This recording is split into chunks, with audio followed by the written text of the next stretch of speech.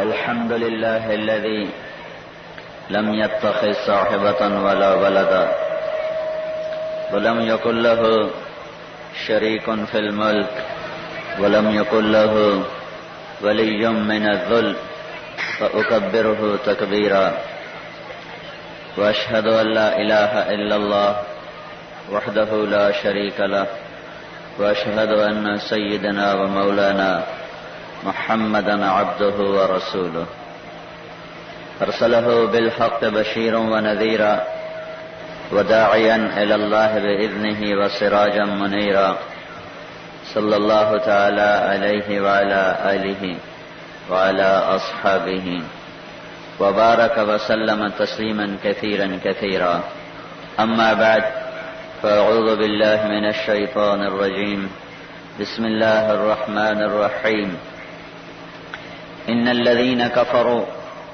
من أهل الكتاب والمشركين محمد النبي الأمي الهاشمي وعلى آله وأصحابه نجوم الهدى أما بعد فقد قال الله تبارك وتعالى في القرآن المجيد والفرقان الحميد أعوذ بالله من الشيطان الرجيم بسم الله الرحمن الرحيم وما أرسلناك إلا رحمة للعالمين قال النبي صلى الله عليه وسلم أعطيت خمسا لم يؤتهن نبي قبلي نصرت مسيرة شهر سرت بالرعب مثيرة شهر أحلت لي الغنائم وجعلت لي الأرض مسجدا وطهورا وأعطيت الشفاعة وإنما الرسل يبعث إلى قومه بعثت كافة أو كما قال النبي صلى الله عليه وسلم صدق الله العلي العظيم وصدق رسوله النبي الكريم سبحانك لا علم لنا إلا ما علمتنا إنك أنت العليم الحكيم برادران اسلام واجب الاحترام بزرگوں دوستوں بھائیوں عزیز نوجوانوں اللہ تبارک و تعالیٰ کی کلام مقدس میں سے چند آیات اور آقا انعامدار حبیب کبریا سیدنا محمد مصطفیٰ صلی اللہ علیہ وسلم تسلیما کثیرا کثیرا کے فرامین مبارکہ میں سے ایک حدیث تلاوت کی ہے. صدق کے دل سے دعا فرمائیں کہ اللہ تبارک و تعالیٰ اس عاجز کو مال اہل صحت عافیت کاملہ دائمہ عاجلہ اور حق بات کہنے کی توفیق عطا فرمائے. آپ کو سننے کی سمجھنے کی ہم سب کو مل کر حق پر چلنے کی توفیق عطا فرمائے. میں نے اپنے سابقہ معروضات میں عرض کیا تھا کہ اللہ نے ہر نبی ہر پیغمبر شان والا ہے. ہمارا ایمان ہے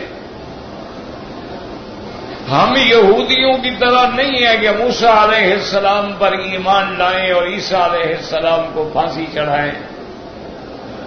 ہم مسیحی اور عیسائیوں کی طرح نہیں ہے کہ عیسیٰ علیہ السلام پر ایمان لائیں اور موسیٰ علیہ السلام کی مخالفت کریں، بلکہ ہمارا ایمان ہے کہ تمام انبیاء حضرت آدم علیہ السلام سے لے کر میرے آقا سیدنا محمد مصطفیٰ صلی اللہ علیہ وسلم تک برحق ہیں، شان والے ہیں، عظمت والے ہیں، رفعت والے ہیں، عزت والے ہیں. لیکن اللہ نے ان 1,00,000 میں سے پھر رسول جو ہیں وہ صرف 313 بھیجے ہیں. انبیاء 1,24,000 ہیں، رسول ان میں 313 ہیں. پھر 313 میں اولو العزم من الرسل جو ہیں وہ 5 ہیں. اور سب کے سردار، سب کے امام، سب سے افضل حضرت محمد مصطفیٰ صلی اللہ علیہ وعلی آلہ واصحابہ وسلم تسلیما کثیرا۔ اور اسی طرح میں نے عرض کیا تھا، اللہ نے ہر نبی کی شان بیان فرمائی ہے۔ کسی کے بارے میں فرمایا کہ وہ صبر کرنے والا تھا، کسی کے بارے میں فرمایا وہ حلم والا تھا، کسی کے بارے میں فرمایا وہ علم والا تھا، کسی کے بارے میں فرمایا کہ وہ اللہ کے آگے فریاد کرنے والا تھا، کسی میں فرمایا کہ اللہ کے آگے بہت زیادہ رونے والا تھا۔ یہ ساری صفتیں آئی ہیں۔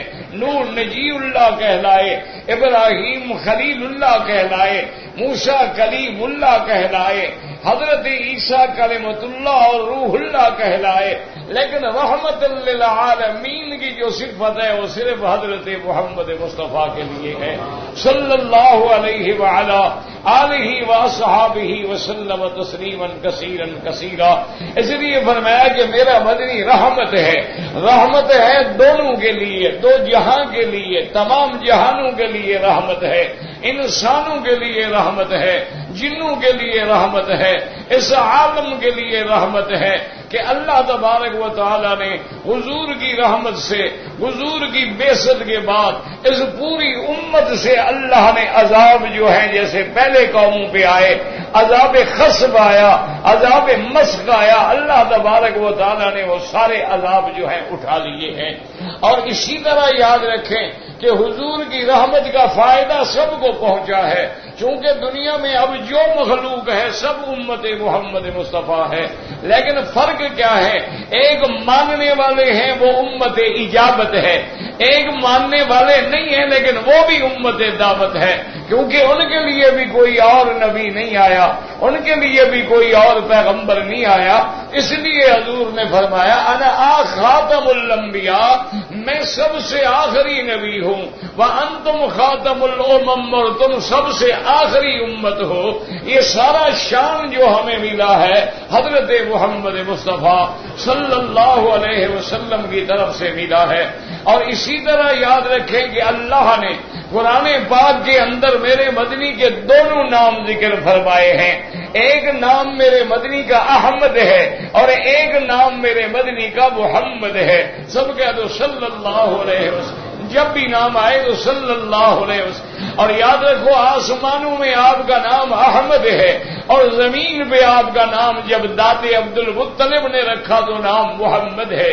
حضور کے اور بھی بڑے نام ہیں لیکن یہ معنی بھی سمجھ لیں، احمد معنی اللہ کا سب سے زیادہ حمد کرنے والا، احمد کا معنی اللہ کا سب سے زیادہ حمد کرنے والا، اور محمد کا معنی جس کی سب سے زیادہ مدح و ثنا کی گئی ہو۔ تو اللہ کے حمد کرنے والا بھی محمد مصطفیٰ ہے، اور پورے عالم میں سب سے زیادہ مدح و ثنا جو ہے وہ بھی حضرت محمد مصطفیٰ کی ہے، کیونکہ لوگوں کی مدح لوگ کرتے ہیں، مخلوق کی مدح مخلوق کرتی ہے، بادشاہوں کی مدح وزیر کرتے ہیں، مشیر کرتے ہیں، عالم کرتے ہیں، لیکن ایک شان والا محمد ہے جس کی مدح اللہ خود قرآن میں بیان فرماتا ہے، یہ وہ شان والا نبی ہے۔ فرمایا لقد جاءکم رسول من انفسکم عزیز علیہ ما عنتم حریص علیکم بالمؤمنین رؤوف رحیم۔ اللہ نے مدد بیان فرمائی، مدح بیان فرمائی، فرمایا لقد جاءکم رسول، آیا تمہارے پاس میرا مدنی، میرا رسول، میرا پیغمبر، من انفسکم، تمہاری جنس میں سے آیا، انسانوں میں سے آیا، بشر میں سے آیا، اور عزیز علیہ ما عنتم، اس پہ وہ چیز بھاری ہے جو تم پہ مشکل ہو، حریص علیکم، وہ تم سب پہ یہ حرص کرتے ہیں کہ سب کے سب ایمان میں آ جائیں، جنت میں آ جائیں۔ بالمؤمنین رؤوف الرحیم، اور ایمان والوں کے لیے بڑے نرم دل ہیں، بہت مہربان ہیں، بڑے رؤوف ہیں، بہت بڑے رحیم ہیں۔ اب توجہ کر کے مسئلہ سمجھیں۔ ایک آیت کہتی ہے وَمَا أَرْسَلْنَاكَ إِلَّا رَحْمَةً لِّلْعَالَمِينَ۔ اس سے معلوم ہوتا ہے کہ میرا مدنی مسلمانوں کے لیے بھی رحمت ہے، کافروں کے لیے بھی رحمت ہے، انسانوں کے لیے بھی رحمت ہے، جنات کے لیے بھی رحمت ہے۔ اور یہ آیت کہتی ہے بالمؤمنین رؤوف الرحیم، میرا مدنی رحمت ہے، مہربان ہے مومنوں کے لیے، ایمان والوں کے لیے۔ اب ایک آیت کہتی ہے سب کے لیے ہے، ایک آیت کہتی ہے ایمان والوں کے لیے ہے۔ علماء نے فرمایا یاد رکھیں، ایک رحمت عامہ ہوتی ہے اور ایک رحمت خاصہ ہوتی ہے۔ جیسے اللہ کے دونوں صفاتی نام آئے ہیں، بسم اللہ الرحمن الرحیم، حدیث میں آیا رحمان الدنیا ورحیم الآخرہ۔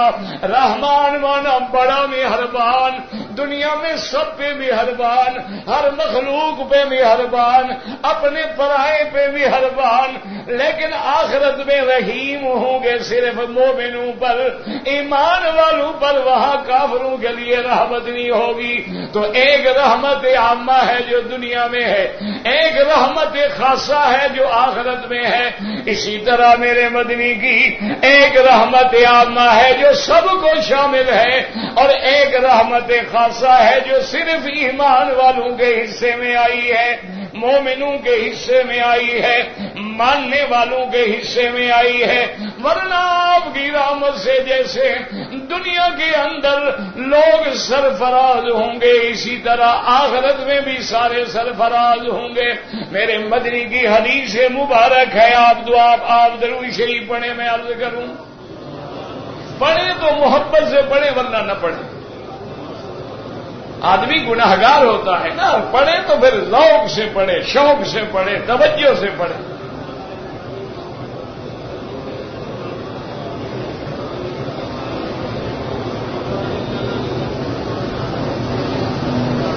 حضور صلی اللہ علیہ وسلم نے فرمایا اللہ تبارک و تعالیٰ نے مجھے 5 چیزیں دی ہیں جو مجھ سے پہلے کسی نبی کو نہیں ملی ہے، کسی پیغمبر کو نہیں ملی ہے۔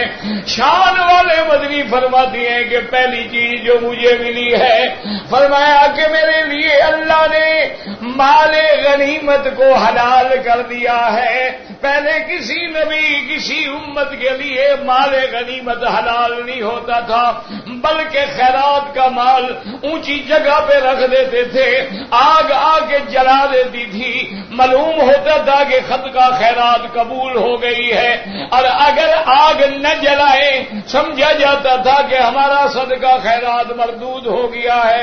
اللہ نے اپنے نبی صلی اللہ علیہ وسلم کے لیے غنیمت کو حلال کر دیا کہ میرا مدنی یہ غنائم ہے، آپ مجاہدین میں تقسیم کریں، آپ اپنے ساتھیوں میں تقسیم کریں۔ یہ شرف ملا ہے تو حضور کی امت کو ملا ہے، اور حضور نے فرمایا نصرت بالرعب مسیرۃ شہر، فرمایا یہ صفت بھی مجھے ملی ہے، کسی نبی کو نہیں ملی ہے۔ اگر میں غزوہ کروں، اگر میں جہاد کروں، ابھی 1 مہینے کا سفر باقی ہوتا ہے، اللہ تبارک و تعالیٰ کافروں کے دل میں میرا رعب ڈال دیتے ہیں۔ فرمایا یہ خاصیت بھی مجھے ملی ہے اور کسی کو نہیں ملی۔ فرمایا جعلت لی الارض مسجدا وطہورا، اللہ نے پوری کائنات کی زمین میری اور میری امت کے لیے مسجد بنا دی ہے کہ جہاں کھڑے ہو کے چاہو نماز پڑھ لو، اور ساری زمین پاک کر دی ہے، جہاں چاہو نماز پڑھو، جہاں چاہو تیمم کر لو۔ فرمایا یہ رحمت اور یہ خاصیت بھی میری امت کو ملی ہے، مجھ سے پہلے کسی کو نہیں ملی ہے۔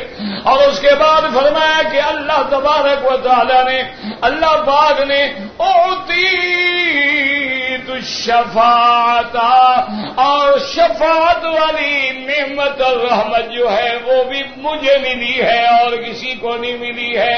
یاد رکھیں اور دعا کر لیں اللہ ہمیں بھی حضور کی شفاعت نصیب فرما۔ صلی اللہ علیہ وعلی آلہ وصحابہ وسلم تسلیما کثیرا کثیرا۔ یاد رکھو حدیثیں کھول کے دیکھو، قرآن کھول کے دیکھو، میرے مدنی کی ایک شفاعت نہیں ہوگی بلکہ میرے مدنی کی تو 10 شفاعتیں ہوں گی جو حضور پاک فرمائیں گے۔ دل سے حضور کی سیرت کو سنو، دل سے محمد مدنی کی سیرت کو سمجھو اور دل سے حضور کی سیرت پہ عمل کرو۔ یہ انگوٹھے چومنے سے سمجھ نہیں آتی، یہ لیلا مجنو کے قصوں سے سمجھ نہیں آتی، یہ عشق مجازی کے چکروں سے سمجھ نہیں آتی، یہ قوالیوں کے اور ڈھول پہ بجد کرنے سے سمجھ نہیں آتی، یہ دھمال کھیلنے سے سمجھ نہیں آتی۔ یہ سیرت تو تب سمجھ آئے گی جب تم قرآن پڑھو گے اور حدیث محمد مصطفیٰ پڑھو گے۔ کہہ دو صلی اللہ علیہ وسلم۔ یاد رکھو حضور فرماتے ہیں کہ شفاعت ایک شفاعت نہیں ہوگی، پہلی شفاعت شفاعت کبریٰ ہوگی اور ایک شفاعت یہ ہوگی کہ حضور کی دعا سے، حضور کی شفاعت سے اللہ آپ کی امت میں سے بڑے لوگوں کو بغیر حساب کے جنت میں بھیج دیں گے، یہ بھی شفاعت ہوگی۔ اور ایک شفاعت ان لوگوں کے لیے ہوگی جن کی نیکیاں اور گناہ برابر ہو جائیں گے۔ اب وہ مسئلے میں ہیں کہ جنت میں جائیں کہ جہنم میں جائیں، وہاں حضور شفاعت فرمائیں گے تو وہ بھی سارے جنت میں چلے جائیں گے، یہ بھی حضور کی شفاعت ہوگی۔ اور ایک شفاعت ان کے لیے ہوگی جو حضور کی امت کے گناہگار ہیں، کبائر کے مرتکب ہیں، بڑے بڑے گناہ جنہوں نے کیے ہیں، لیکن شرط یہ ہے کہ شرک نہ کیا ہو، شرط یہ ہے کہ قبروں پہ سجدے نہ کیے ہوں، شرط یہ ہے کہ غیروں کی منت نہ مانی ہو، شرط یہ ہے کہ غیر اللہ کو نہ پکارا ہو، شرط یہ ہے کہ غیر اللہ کو غوث نہ بنایا ہو۔ لیکن بڑے گناہ ہیں، اب ان کے گناہوں کی سزا مقرر ہو گئی ہے، ان کے لیے بھی حضور سفارش فرمائیں گے، یہ بھی شفاعت ہوگی۔ اور ایک شفاعت یہ ہوگی کہ جب گناہگار حضور کی امت میں جہنم میں گناہوں کی وجہ سے چلے گئے، حضور شفاعت فرمائیں گے تو اللہ ان کو بھی جہنم سے نکالیں گے، اس لیے حضور کی شفاعت ہے۔ اور اس کے بعد ایک شفاعت یہ ہوگی، مومن ہیں، ایمان والے ہیں، جہنم سے تو بچ گئے ہیں لیکن حضور کی شفاعت سے ان کے درجات کو بلند کر دیا جائے گا، ان کے درجات کو اونچا کر دیا جائے گا۔ اس لیے میرے مدنی فرماتے انا اشفاء فاشفاء فاشفاء فاشفاء، میں قیامت میں سفارش کروں گا، پھر شفاعت کروں گا، پھر شفاعت کروں گا، پھر شفاعت کروں گا، حتی یقال لی، حتیٰ کہ مجھے کہا جائے گا حل رضیت یا محمد، اللہ فرمائے کہ میرا مدنی اب تو تم راضی ہو گئے کہ نہیں راضی ہو گئے؟ حضور فرماتے ہیں میں کہوں گا رضیت ربی رضیت ربی رضیت ربی، میں اپنا رب سے راضی ہو گیا، میں راضی ہو گیا۔ اللہ نے فرمایا میں نے اپنا وعدہ پورا کر دیا، میں نے دنیا میں آپ سے وعدہ کیا تھا، وعدہ سوف یؤتیک ربک فترضی، میرا مدنی ہم آپ کو دیں گے، ایسی نعمتیں دیں گے، ایسی رحمتیں دیں گے کہ آپ کو راضی کر دیں گے۔ یاد رکھو جب یہ آیت اتری، توجہ کرو گے تو سمجھ آئے گی۔ ایک تم درود نہیں پڑھتے ہو اور ایک ادھر ادھر خیال رہتا ہے، خیال ادھر ادھر ہو تو کام نہیں بنتا۔ یاد رکھو اگر خیال منتشر ہو، ایک چائے کی پیالی نہیں بنا سکتے، میری بہن ایک روٹی نہیں پکا سکتی اگر خیال ادھر ادھر ہو جائے، یا ہاتھ جل جائے گا یا روٹی جل جائے گی یا چائے پیالی کے باہر گر جائے گی یا بدن پہ گر جائے گی۔ اگر توجہ کے بغیر چائے نہیں بن سکتی، توجہ کے بغیر روٹی نہیں پک سکتی، توجہ کے بغیر کھانا تیرے منہ میں نہیں جا سکتا، تو دین بغیر توجہ کے کیسے سمجھ آ سکتا ہے؟ اللہم صلی علی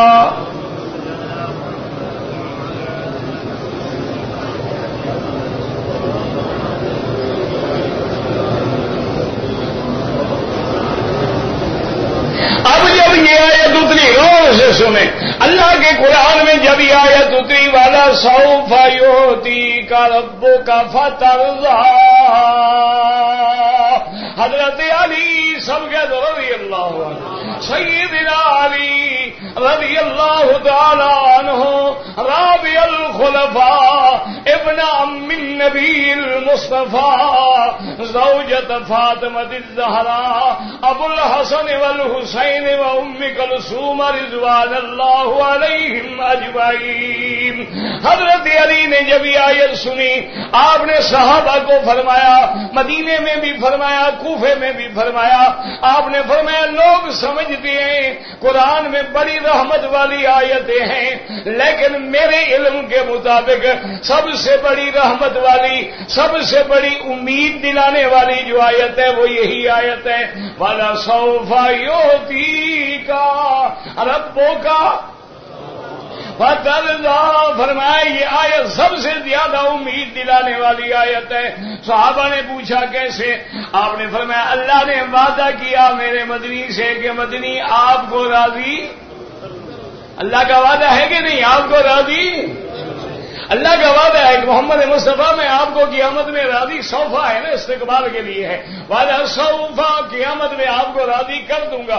فرمایا جب اللہ کا وعدہ ہے وَلَن يَرْضَىٰ مُحَمَّدٌ إِذَا أَحَدٌ مِّنْ أُمَّتِهِ فِي نَارِ جَهَنَّمَ، فرمایا مجھے یقین ہے کہ میرا مدنی اس وقت تک راضی نہیں ہوں گے جب تک ایک امتی بھی جہنم میں پڑا ہوگا۔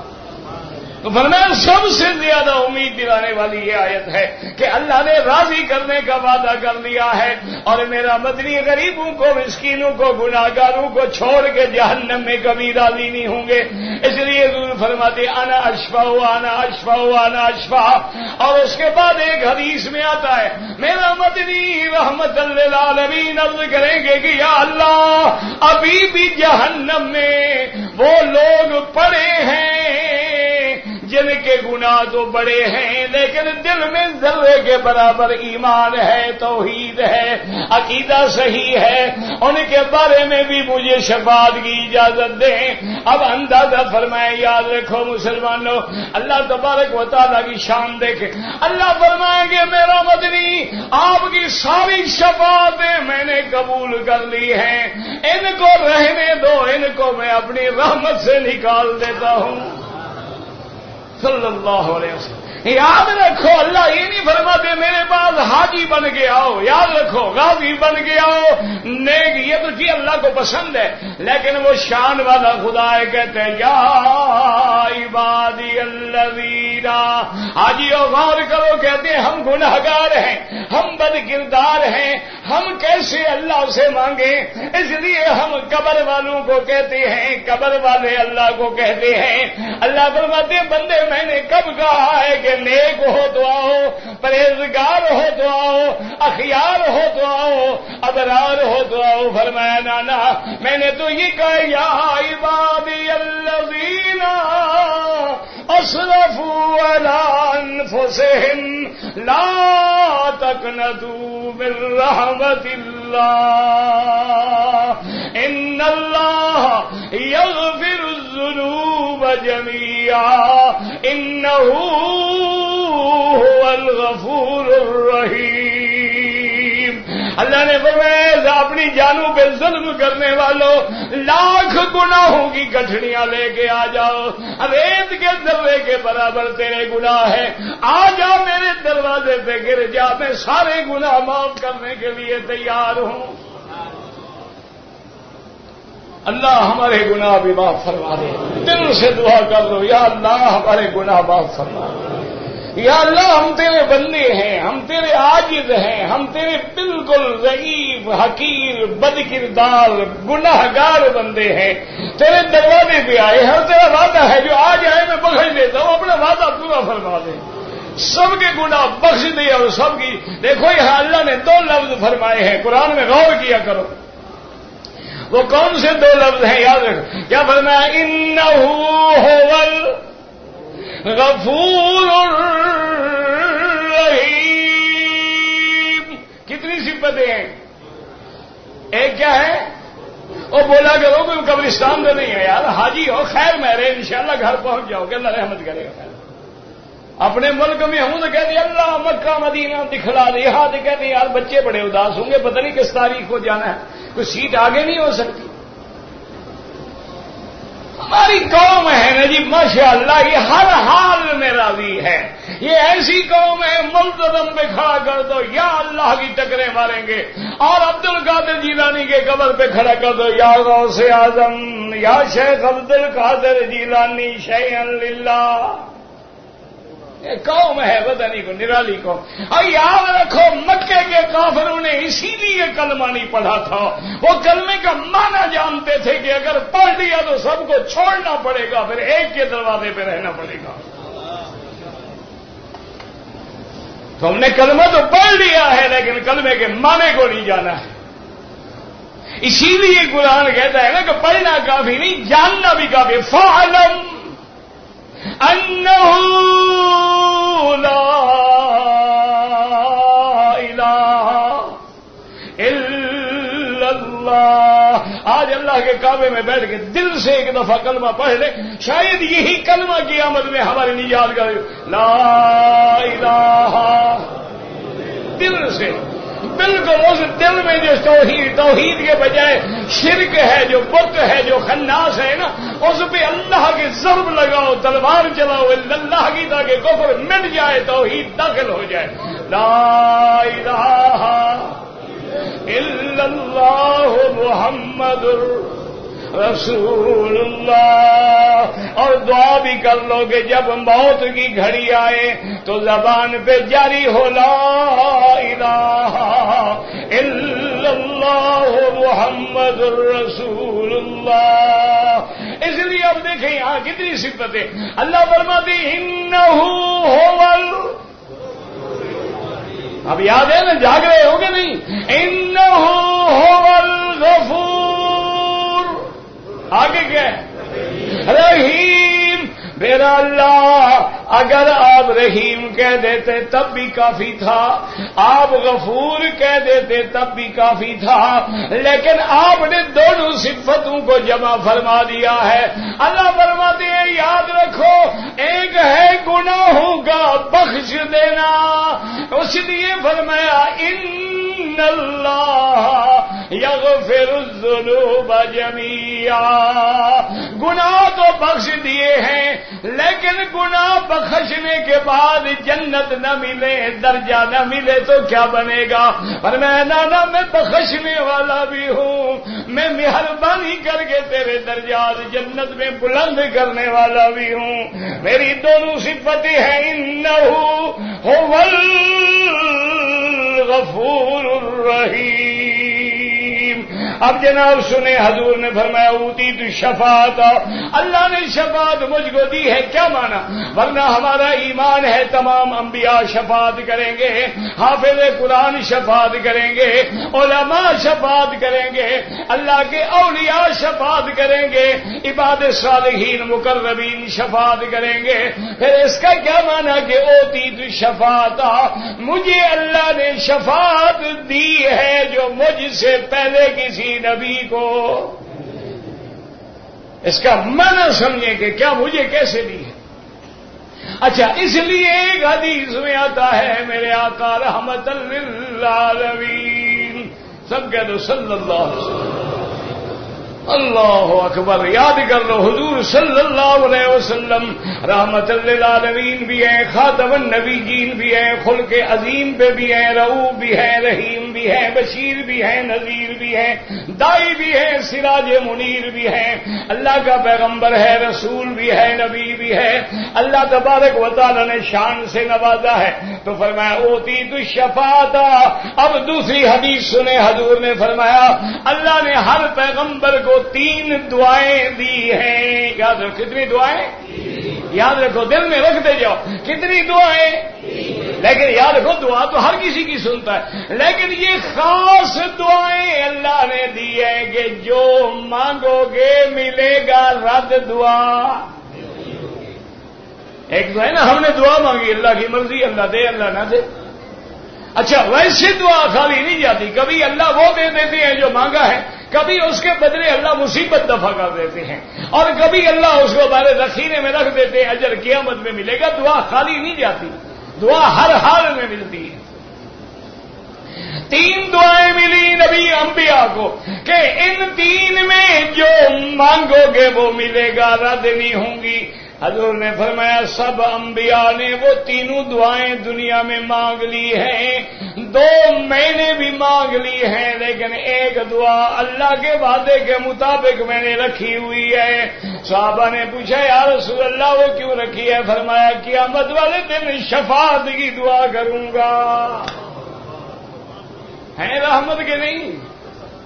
دنیا میں فکر ہے امت کا ہے، اور قبر کا فکر ہے امت کا ہے، حشر کا فکر ہے امت کا ہے، قیامت میں فکر ہے امت کا فکر۔ اب حضور فرماتی ہیں کہ اوتیت الشفاعت، وہ شفاعت اللہ نے مجھے دی ہے، کسی پیغمبر کو نہیں ملی۔ کیا مانا؟ اب اس کو سمجھیں حدیث مبارک۔ قیامت کا دن ہوگا جب اولین آخرین سب اللہ کے قیامت والے دن میدان میں حاضر ہوں گے۔ وہ کیسا عجیب دن ہوگا، اللہ اکبر! ایک دن 1000 سال کے برابر ہوگا، اور ایک جگہ 50,000 سال کے برابر ہوگا۔ زمین بدل جائے گی، آسمان بدل جائیں گے، پورا نظام بدل جائے گا، ساری مخلوق کھڑی ہے۔ حضرت آدم سے لے کر حضور کی امت کے آخری بندے تک تمام مخلوق میدان حشر میں کھڑی ہے، اور سب پریشان ہے کہ خدا جانے پیشی کب ہوتی ہے۔ یاد رکھیں تو اب ساری مخلوق اکٹھے ہو کر سب سے پہلے حضرت آدم کے دروازے پہ آئیں گے۔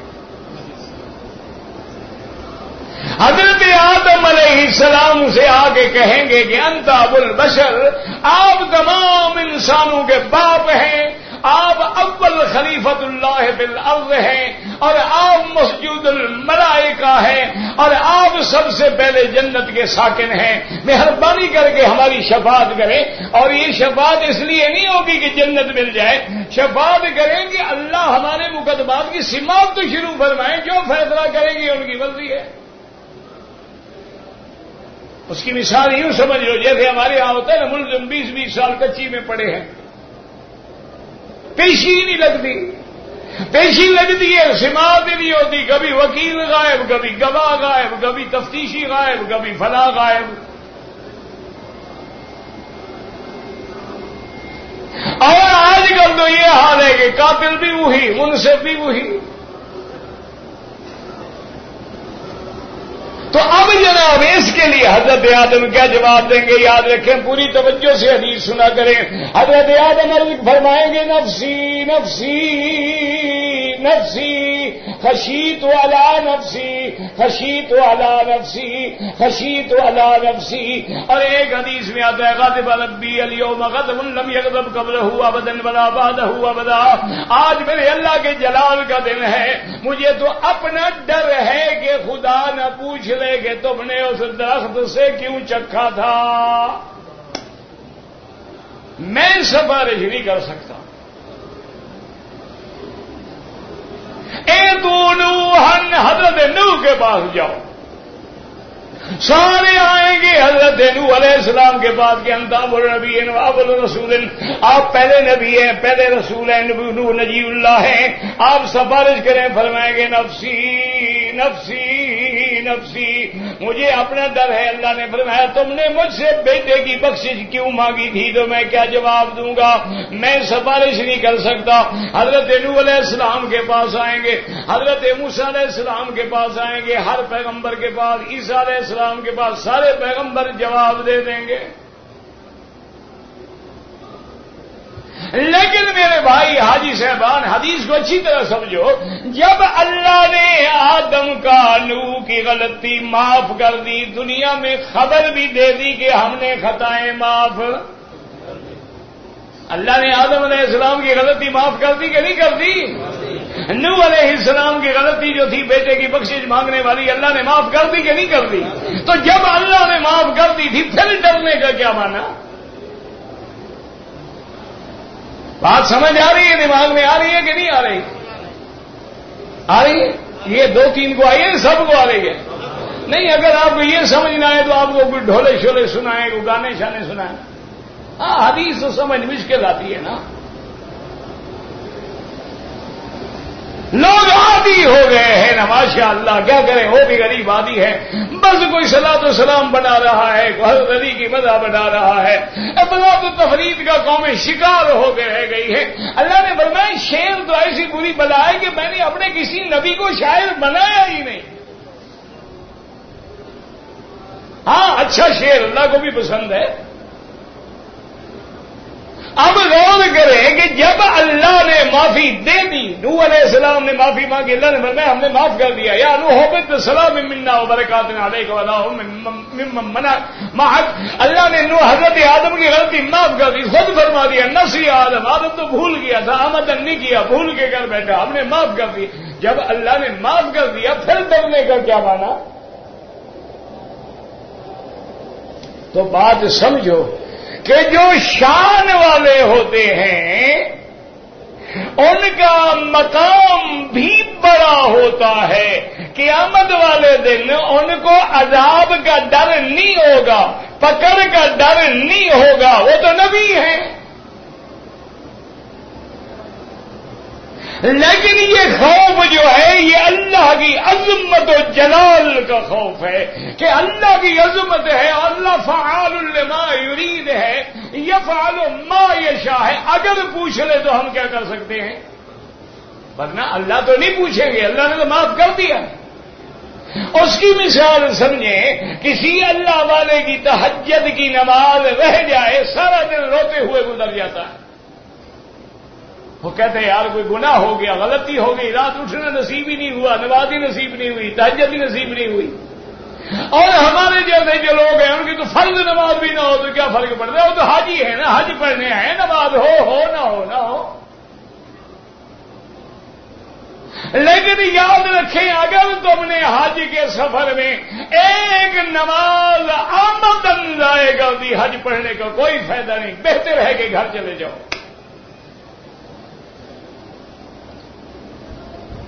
دینے کا فائدہ بھی نہیں ہے. حج اللہ نے حکم دیا، جبریل لایا ہے، نماز خود میرا محمد مصطفیٰ لایا. حج زندگی میں ایک دفعہ فرض ہے، لیکن نماز دن میں 5 دفعہ فرض ہے. اگر نماز کی جماعت، ہاں ایک ہے مجبوری ہے، بیمار ہے، تھکا ہوا تھا، سو گیا، ساتھی اٹھانے والے نہیں تھے. ایک ہے کہ نہیں 2 بجے رات تک گپے لگا رہے ہیں، پھر سو گئے، فجر کو 10 بجے اٹھ رہے ہیں. تو ایسے لوگوں کو حج کی تکلیف کرنے کی ضرورت ہی نہیں ہے. کیوں خام کا دھکے کھاتے ہو؟ کس کو دھوکہ دینا چاہتے ہو؟ لوگوں کو دھوکہ دیتے ہو یا خدا کو دھوکہ دینے آئے ہو؟ اسی طرح بے نماز ہے، اسی طرح کریم شیو ہے، اسی طرح سگریٹیں پی رہا ہے، اسی طرح جھوٹ بول رہا ہے، اسی طرح حاجیوں کو لوٹ رہا ہے، اسی طرح غیر محرم عورتوں کے ساتھ ایک کمرے میں لیٹا ہوا ہے. کون سا حاجی ہے؟ کون سا حج ہے؟ ایک بھیڑ ہے آ رہی ہے، بس ایک میلہ ہے، ہم جا رہے ہیں، میلہ ہے، تماشا دیکھیں گے. لوگ بھی ادھر ہوں گے، ہم بھی ادھر ہوں گے. لوگ احرام باندھ لیں گے، ہم بھی باندھ لیں گے. لوگ اتار دیں گے، ہم بھی اتار دیں گے. حاجی بنو، حج کی کتابیں پڑھو، حج کے مسائل پڑھو، حج کے فضائل پڑھو، حج سے پہلے تیار ہو جاؤ. اگر تم پکی داڑھی رکھنے کا ارادہ نہیں کر سکتے تو چند دن کے لیے تو شرم کر لو. اتنا تو ڈرامے والے بھی داڑیاں رکھ لیتے ہیں.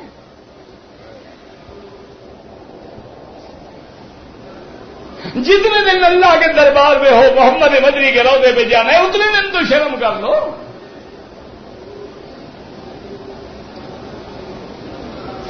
اب جناب سنیں اور سمجھیں کہ سارے نبی کیوں جواب دے دیں گے؟ اللہ کی عظمت کا دل میں خوف ہے کہ اللہ عظیم ہے، اللہ فعال لما یرید ہے، یفعل ما یشاء ہے، وہ جو چاہے کر دے. اگر پوچھ لے تو کوئی روک سکتا ہے؟ اب حضور فرماتے ہیں جب سارے پیغمبر جواب دے دیں گے تو تمام امتیں کس کے دروازے پہ آئیں گی؟ کہہ دو محمد. پڑھ لو محمد. اچھا محمد رسول اللہ ایک حرف پہ کتنی نیکیاں ملیں گی؟ 10، اور 10 گناہ بھی معاف ہو جائیں گے. انگوٹھے چومو تو کتنی نیکیاں ملیں گی اور کتنے گناہ گر جائیں گے؟ محمد رسول اللہ. واہ میرا مدنی، تیرا نام کیا شان والا. اسی لیے فرمایا انا محمد، یاد رکھ لو حضور کے نام، انا محمد و انا احمد و انا الماہی. یہ ماہی عربی کا لفظ ہے، اور تمہارا ماہی نہیں، ماہی ڈھول ماہیا وہ نہیں ہے. ہمارے یہاں تو یہی چلتا ہے نا، جنگیں ہار گئے، ڈھول ماہی ابھی تک داد دے رہا ہے. یہ عربی کا لفظ ہے. انا الماہی الذی یمحو اللہ بی الکفر. حضور نے فرمایا اللہ نے مجھے ماہی بنایا کفر کے مٹانے والا. وَأَنَا الْحَاشِرُ، فرمایا حاشر بھی میرا نام ہے. یحشر الناس علی قدمی، قیامت والے دن ساری مخلوق میرے پاس کھڑی ہوگی. اور فرمایا وَأَنَا الْعَاقِبُ، اور عاقب بھی میرا نام ہے. الَّذِي لَيْسَ بَعْدَهُ نبی، اور عاقب بمانا جس کے بعد کوئی نبی نہیں ہوگا، رسول نہیں ہوگا. حضور فرماتے ہیں سارے میرے دروازے پہ آئیں گے، جب آ جائیں گے تو پتہ ہے حضور کیا فرمائیں گے. آپ محبت سے درود پڑھے، میں فرمان محمد مصطفیٰ سناؤں. حضور فرماتے ہیں کہ جب ساری امتیں ہر پیغمبر سے مایوس ہو کے آئیں گے کہ محمد مصطفیٰ ہماری شفاعت کریں، تو حضور فرماتے ہیں میں کہوں گا آنا لہا آنا لہا آنا لہا. تم صحیح دروازے پہ آئے ہو. اس شفاعت کے لیے اللہ نے اپنے نبی محمد کو چن لیا ہے. کہہ دو صلی اللہ علیہ وسلم. اب حضور فرماتے ہیں ثم آتی تحت العرش وخر سجدا. حضور فرماتے ہیں میں عرش کے نیچے آؤں گا، میں اللہ کے عرش کے نیچے آ کے سجدہ کروں گا. اللہ ولی محمد رضی اللہ، اللہ مجھے اپنے حمد سکھلائیں گے جو میں ابھی نہیں جانتا. میں ان محامد سے حمد کروں گا، سر سجدے میں ڈالوں گا، اللہ سے درخواست کروں گا. اور یاد رکھو مسلمانوں عقیدہ صاف کر لو، محمد مدنی سر سجدے میں ڈال کے کس کو پکاریں گے؟ ہاں جی، کس کو پکاریں گے؟ آدم کو، نوح علیہ السلام کو، خلیل اللہ کو، اسماعیل ذبیح اللہ کو، یعقوب یوسف علیہ السلام کو. کیا تمام انبیاء تیرے پیروں سے بھی گئے گزرے ہیں کہ اللہ کا نبی ان کو نہیں پکارتا؟ کس کو پکارے گا؟ کس کو پکاریں گے؟ اللہ کو پکاریں گے. اور اللہ کیا فرمائیں گے؟ حکم ہوگا ارفع راسک یا محمد. اللہ اکبر. حکم ہوگا میرا مدنی سر اٹھو، شفاعت قبول. اچھا یہ شفاعت کیا ہوگی؟ یہ شفاعت کبرا ہوگی. یاد رکھو عالمین کے لیے ہوگی. اس کا فائدہ بھی سب کو ہو جائے گا، مومنوں کو بھی، کافروں کو بھی، یہودیوں کو بھی، کہ پیشی تو سب کی لگ جائے گی، سماعت شروع ہو جائے گی. تو اس لیے میرے مدنی رحمت للعالمین ہے. آپ کی رحمت کا فائدہ اپنوں کو بھی ہوگا، دشمنوں کو بھی ہوگا. اور دعا کرے اللہ ہمیں بھی رحمت والے نبی کی شفاعت نصیب فرما دے. آپ کے ہاتھوں سے حوض کوثر پہ پیالہ نصیب فرما دے. میرا مولا ہم اس قابل نہیں تھے جیسے تم نے زمزم نصیب کیا ہے، ہمیں حضور کا حوض کوثر پہ بھی جام نصیب فرما دے. لیکن حاجیوں مبارکوں اے بھی مسئلہ سمجھ لینا، دماغ میں رکھ لینا، اللہ نے جو تمہیں زمزم دیا ہے یہ جنت کے پانی کوثر سے بھی افضل ہے. زمزم کا پانی جنت کے حوض کوثر سے بھی افضل ہے. کیوں؟ ایسے نہیں ہے، ایسے نہیں ہے کہ علیدہ پہلا نمبر دبا دم مست کلندر. نا توحید والے علماء دلیل سے بات کرتے ہیں، یا قرآن ہوگا یا حدیث ہوگی. ہمارے ہاں رٹے مٹے نہیں ہوتے. آواز آتی ہے بزرگ کہتے ہیں اللہ والوں نے لکھا ہے. کون اللہ والے؟ کوئی نام تو لو نا. ہم نے مسئلہ بیان کیا ہے کہ زمزم کا پانی جنت کے پانی سے کیوں کہ جب میرے مدنی کا سینہ کھولا جبریل نے جا بتست من ذهب، سونے کے تست میں تمام چیزیں جو ہے جنت سے لے آیا، لیکن جبریل پانی نہیں لے آیا، پانی اس نے زمزم کے کنویں سے لیا. اس لیے محدثین نے لکھا اگر جنت کا پانی افضل ہوتا تو جبریل تھک تو نہ جاتے. معلوم ہوا کہ یہ پانی جنت کے پانی سے بھی افضل ہے. اس لیے افضل نبی کا افضل دل مبارک جو ہے وہ زمزم سے دھویا گیا. اللہ اللہ ہمیں بھی برکتیں نصیب فرما دے. اب آپ کے سوال جواب بھی پھر رہ جاتے ہیں، کیا کرے آدمی بھائی. یار اتنے کٹھے تو نہ دے دیا کرو. میرے والدین فوت ہو گئے، ان کے لیے قربانی بالکل کرو. اور قربانی کا گوشت جو ہے تیسرا حصہ آپ خود بھی کھائیں، بچوں کو کھلائیں.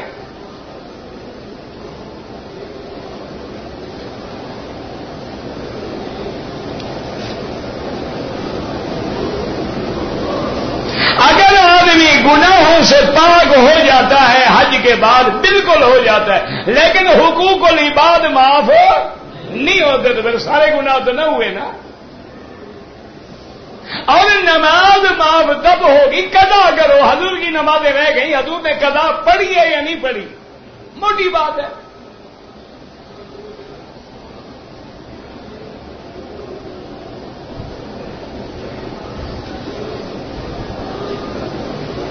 میری رقم گر گئی ہے، حج کی بکری کے پیسے نہیں ہیں، کوئی بات نہیں، کسی دوست سے لے لو.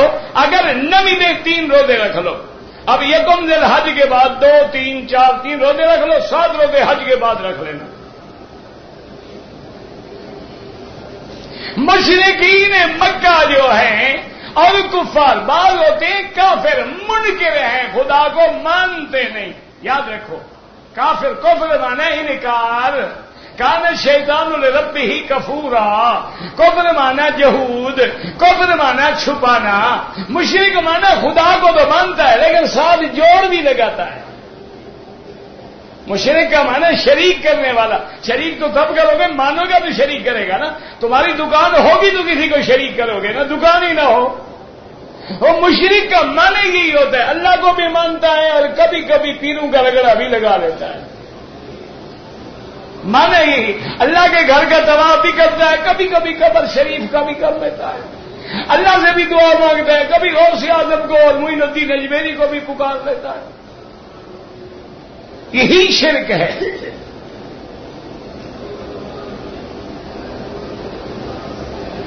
اگر 7 چکروں میں ایک میں اشارہ کرنا حجر اسود میں بھول جائے کوئی بات نہیں. اللہ کے بندے کوئی اشارہ بھی نہ کرے طواف ہو جاتا ہے. پہلا اشارہ کرے، آخری اشارہ کرے، طواف ہو جاتا ہے. طواف چکروں کا نام ہے، کوئی اشارے کا نام نہیں، وہ تو سنت ہے.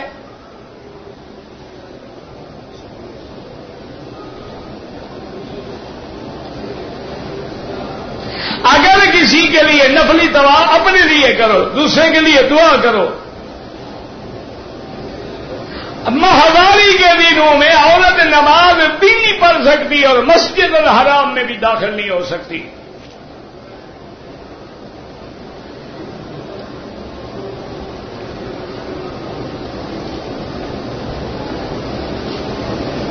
غیر مسلموں کا بھی بتا دیا کہ ان کو یہ فائدہ ہوا کہ عذاب عامہ سے بچ گئے تو رحمت ہوئے. قیامت میں سب کی پیشی لگ جائے گی تب بھی رحمت ہوئے. باقی کافروں کے لیے جہنم ہے اور ایمان والوں کے لیے جنت ہے. اگر ایک آدمی نے عمرہ کیا ہے، طواف کر لیا ہے، صفا مروا نہیں دوڑا، احرام کھول دیا، بال مڈا دیے، دم پڑ گئی ایک بکری. ہر طواف کے بعد 2 رکعت ضروری ہے. حج میں احرام باندھنا، نیت کرنا، عرفات جانا، طواف زیارت، یہ 4 لازم یاد رکھیں. اگر آدمی اپنے بال خود کاٹے بالکل جائز ہے. اگر مسجد مسجد عائشہ یا مسجد جیرانہ جہاں سے مرضی آئے کریں. امام ابو حنیفہ رحمۃ اللہ علیہ کے نزدیک مسجد عائشہ سے افضل ہے, امام شافعی کے نزدیک مسجد جیرانہ سے افضل ہے.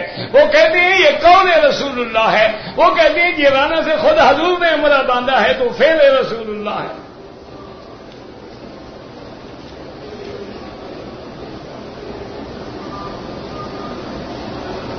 اگر ایک عورت مدینے سے آ رہی تھی, حیض آ گیا, میقات میں نیت کر لی, وہ احرام میں ہے, احتیاط سے رہے, جب ایام سے پاک ہو جائے غسل کر کے عمرہ پورا کرے.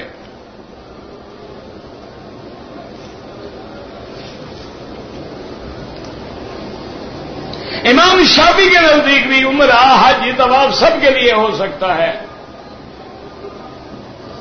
اگر امام شافعی کے نزدیک آدمی 2 رکعت طواف جو ہے وہ سنت ہے ان کے نزدیک, ویسے 2 رکعت جب چاہے پڑھے.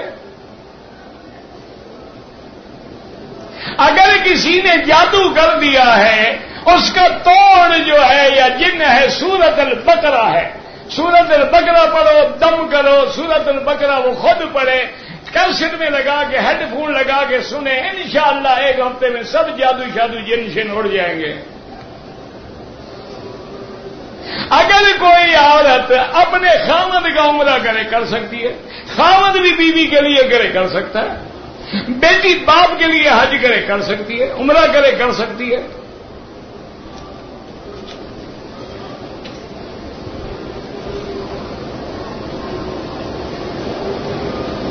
شرک کے علاوہ کوئی ایسا گناہ نہیں جو معاف نہیں ہوتا. ان اللہ لا یغفر ان یشرک بہ ویغفر ما دون ذلک لمن یشاء. بس یہ قرآن ہے. اور شرک بھی معاف نہیں ہوتا. کیا مانا؟ اگر شرک پہ مر گیا, اگر زندہ ہے توبہ کرو, شرک بھی معاف ہو گیا.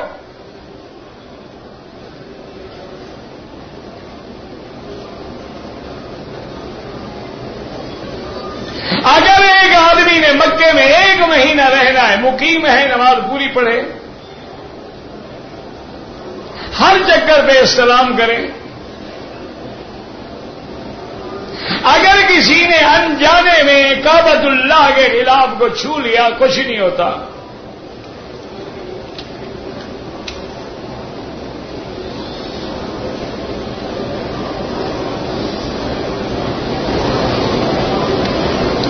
والدین ماں باپ سب کٹھے رہتے ہیں. جس کے مالک ہے جو جائیداد کا, اس پہ فرض ہے. اگر وہ اپنے بیٹوں کو اتنا دے دے, ان پہ بھی فرض ہو جائے گا حج. بیٹیوں کو دے دیا, ان پہ بھی حج ہو جائے گا. نہیں دیتا تو جو مالک بن کے بیٹھے سے اسی پر ہے. اگر میں نے ملتزم پہ دعا مانگی, خوشبو محسوس ہوئی, کوئی حرج نہیں. خوشبو لگے نہیں, لگ جائے دھو ڈالو.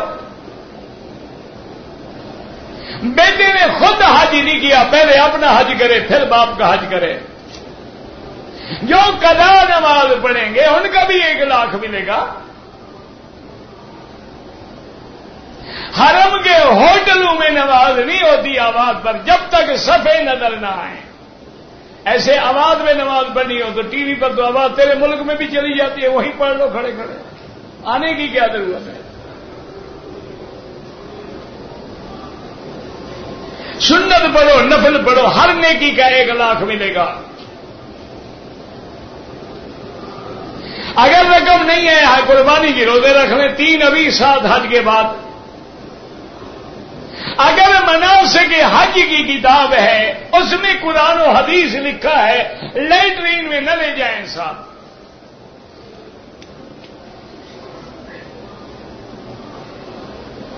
بیعت کرنے کا حضور کی حدیثوں میں ثابت ہے. بیعت الاسلام, بیعت الجہاد, بیعت السمع والطاعہ, بیعت لکل امیر. یہ تو حدیثوں میں موجود ہے. جب ابو بکر خلیفہ بنے بیعت ہوئی کہ نہیں ہوئی؟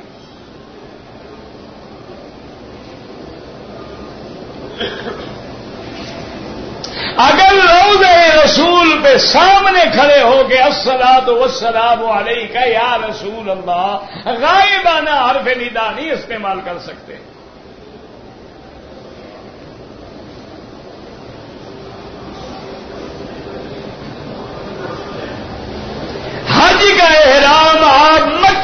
دیں گے جس ہوٹل میں ہیں جہاں ہیں بس غسل کریں 2 رکعت پڑھیں لبیک پڑھتے ہوئے چلے جائیں.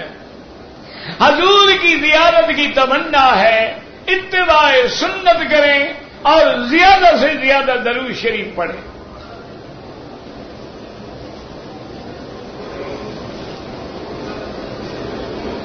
میں ایک بچے کو ٹیوشن پڑھاتا ہوں اس کا والد بینک میں ملازم ہے. تمہاری تنخواہ حلال ہے تنخواہ کا تمہارے لیے کیا مسئلہ ہے؟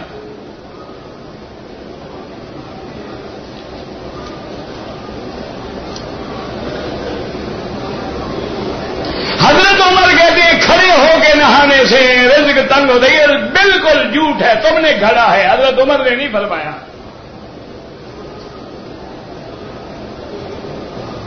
یہ اچھی بات ہے کہ بیٹھ کے نہ ہو نیچے گندگی ہو پھر کیا کرو. یہ نیا مسئلہ کھڑا ہے تم نے.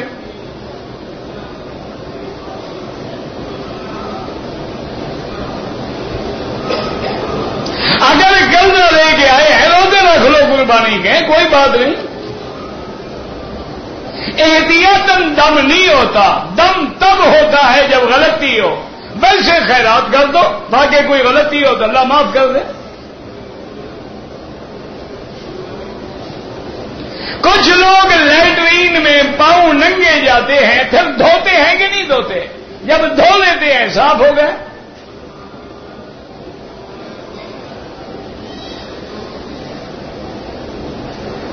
اگر کسی بچی کو عورت کو 8-9 تاریخ کو ایام حیض آ جائے کیا ہو گیا؟ اس کا تو بھلا ہو گیا فائدہ ہو گیا. ایام حیض میں وہ نیت کر سکتی ہے مینا جا سکتی ہے عرفات جا سکتی ہے مزدلفہ جا سکتی ہے کنکری بار سکتی ہے قربانی کر سکتی ہے نماز اور طواف نہیں کرے گی. جب رش نکل جائے گا پاک ہو کے کر لے گی. اس کا تو بھلا ہے اس کا کون سا نقصان ہو گیا ہے؟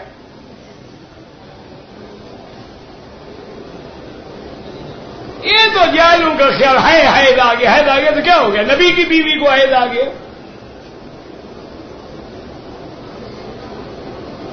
اگر 2-3 طواف اکٹھے افضل یہ ہے کہ ہر طواف کے بعد 2 رکعت پڑھو پھر شروع کرو. لیکن اگر اکٹھے کر لیے بعد میں بھی 2 رکعت پڑھ سکتے ہو. طواف کے دوران میں ٹیلی فون پہ بات کوئی ضروری بات ہو. یہ نہیں کہ کس سے کہانیاں کرتے رہو. مہربانی کر کے جب حرم میں آؤ ٹیلی فون بند کر دو. یہ کیا طواف نماز ہے کہ ٹیلی فون کے باقاعدہ میوزک لگے ہوئے ہیں.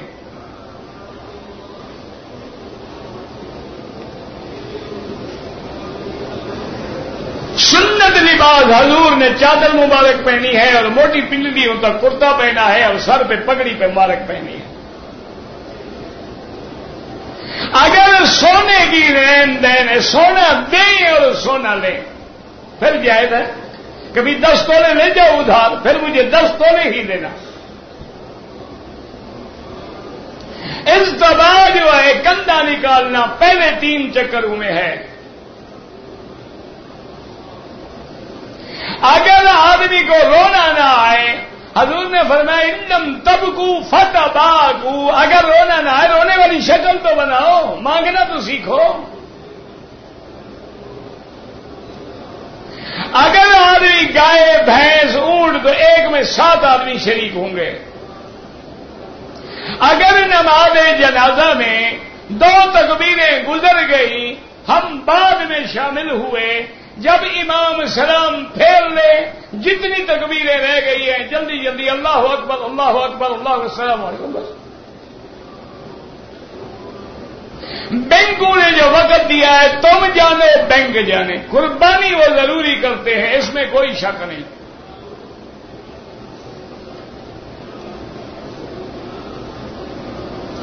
حالت حیض میں عورت لبیک پڑھ سکتی ہے سبحان اللہ الحمدللہ اللہ اکبر سب کچھ پڑھ سکتی ہے. دوران طواف لوگ دھکے دیتے ہیں یہ تو ہوتا آیا ہے پہلے دور میں بھی ہوتا تھا. عرفات کے دن میں افضل عبادت یہ ہے کہ لا الہ الا اللہ وحدہ لا شریک لہ لہ الملک ولہ الحمد یحیی و یمیت وَهُوَ عَلَى كُلِّ شَيْءٍ قَدِيرٌ. قرآن پڑھو، یہ کلمہ پڑھو، درود پڑھو، استغفار کرو اور کھڑے ہو کے لمبی لمبی دعائیں مانگو سورج ڈوبنے تک. مقام ابراہیم کو چومنا بدعت ہے. دوران طواف جو لوگ گروپ بنا کے زور زور سے چیختے ہیں ذکر میں، بالکل منع ہے.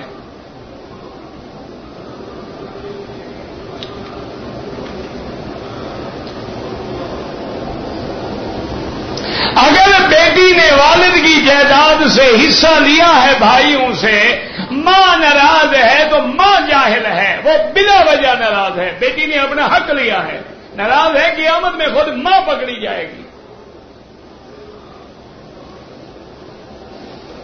اونٹ کا گوشت کھانے سے امام احمد ابن حنبل فرماتے ہیں کہ وضو دوبارہ کرے. امام ابو حنیفہ فرماتے ہیں وضو سے مراد وضو لغوی ہے، یعنی کلی کر لے کہ اس میں چکناہٹ زیادہ ہوتی ہے.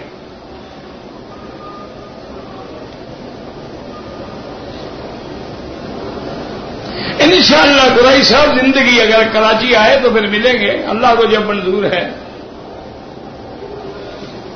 اگر دم میں اگر 3 4 5 ٹک لگائے ہیں، ایک بکری دم پڑ گئی،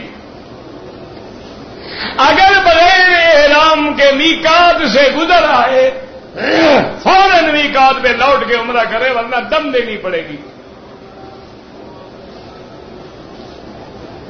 متمتع کے لیے افضل یہ ہے کہ ایک عمرہ اور حج، اگر اور عمرے کرنا چاہے تو جائز ہے.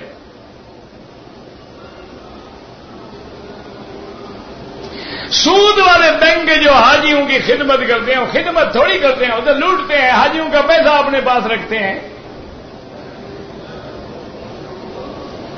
کبھی سود والا بھی خدمت کرتا ہے، حاجیوں کا ایک ڈبہ پکڑا دیتے ہیں کہ اشتہار بنا رہے سود کا، مانی زمزم کا اور ڈبہ حرام کے پیسے سود کا. ماشاءاللہ.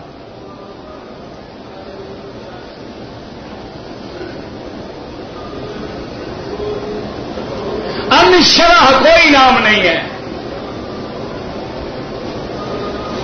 بعض ائمہ فرماتے ہیں کہ معقول جو ہے، معقول اللحم جو ہے، ان کا پیشاب بھی حلال ہے، لیکن احناف کے نزدیک نہیں ہے.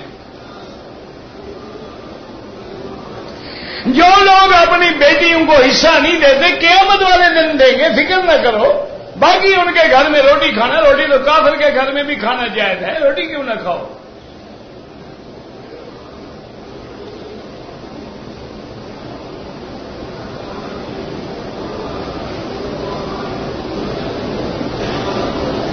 اگر آپ کے والدین پہ حج فرض تھا تو افضل یہ ہے وہاں سے بندہ آگے حج بدل کرے، اور نفلی حج ہے تو یہاں سے بھی کسی سے کرا لیں، یا کم از کم بندہ میقات کے باہر سے آئے، مدینہ سے آگے حج کرے.